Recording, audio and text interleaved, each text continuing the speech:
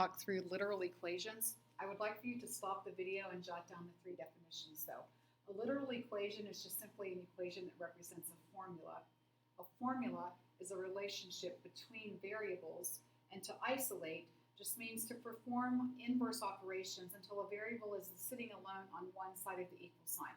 So we're going to take some formulas and we're just going to isolate certain variables within a formula.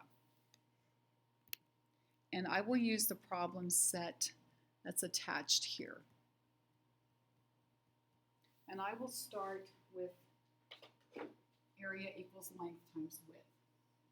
So notice that I've given the formula area equals length times width, and then there's a comma and the word for, and then the cursive L. So that's your cue that you're isolating this formula for length. So here's my formula. And I'm just simply going to perform inverse operations until L is sitting alone on its side of the equal sign. There's no addition to undo, so I'm just simply undoing multiplication. I'm going to multiply both sides by 1 over W, and then I'm going to have area divided by W, and that's going to be set equal to L. So I have isolated L on one side of the equal sign by performing inverse operations. Let's look at number 2, and I'll switch to green. And number 2, here's my formula, and I am asked to isolate the H. I could do so in one step. I've got 2 pi r, and I'll put the H in red. I could multiply by 1 over 2 pi r, and I would need to do that to both sides. And then that's going to take this product down to 1. The red H is going to be sitting alone on his side of the equal sign, and then the other side is going to have S with the denominator of 2 pi r.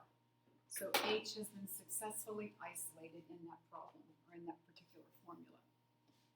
Let's look at the next. Let's look at E equals mc squared, number 9. Let's focus on this. They're asking you to isolate the m. So that means the inverse operation is just simply going to be to multiply both sides by 1 over c squared, both sides by 1 over c squared. And then I'm going to have E with the denominator of c squared, and m will be isolated and will be sitting alone on its side of the equal sign. I think the more interesting problem would have been to isolate the c, so I'm going to run through that. So I'm going to do the same thing, only this time I'm going to isolate c. So I will start by multiplying by 1 over m to isolate the squared term. So I'm going to have E with the denominator of m set equal to c squared. To isolate c, the inverse operation that I need to perform is to take the square root of both sides. So I need to take the square root of both sides. E over m would reside underneath the radical, but the square root of c squared would be c to the first. So I think that would be the more interesting skill with that particular formula. Let's move across and catch number 13. So here I am asked to isolate the b. So the first inverse operation that I need to perform is to subtract f from both sides. So I'm going to have s minus f, and now 2b has been isolated. In order to completely isolate b, I need to multiply both sides of the equation by 1/2.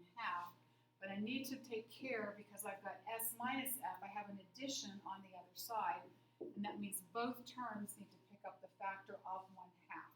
So I want to give you options for presenting this final answer.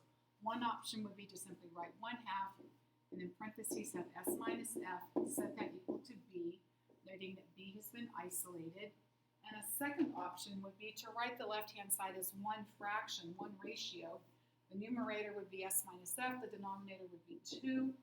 B has been isolated, keeping in mind that the fraction bar is its own grouping symbol. So it's implied that what's in either the numerator or the denominator should be grouped together, and you don't necessarily need to have parentheses because the fraction bar represents that relationship. And there's one other formula that I would like to do with you on the video, and it is number 19. The Fahrenheit Celsius formula, so let me copy it. first inverse operation to perform is addition, so I would need to add negative 32 to both sides. And then I'm going to have f minus 32 set equal to 9 over 5c. And then I would need to multiply both sides by 5 over 9. And when I do that, c will be successfully isolated. And then once again, I would put f minus 32 in parentheses. And then I would introduce a factor of 5 over 9. So you would have the option to present your final answer like that. I'll box it in green.